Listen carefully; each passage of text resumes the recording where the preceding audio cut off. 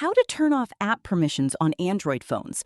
Managing app permissions helps you control what information and features your apps can access, improving your privacy and security. To get started, open your phone's Settings app. Next, scroll down and tap Apps, and tap on Apps Management. From the list of installed apps, select the app whose permissions you want to change. Now tap Permissions. Here, you'll see all the access options available for that app, such as camera, microphone, location, contacts, photos, and storage.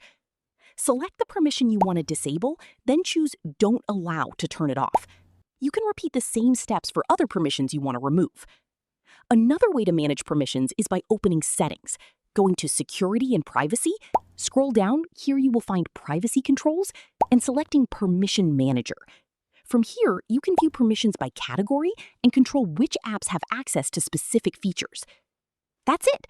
You've successfully learned how to turn off app permissions on Android and take better control of your privacy settings.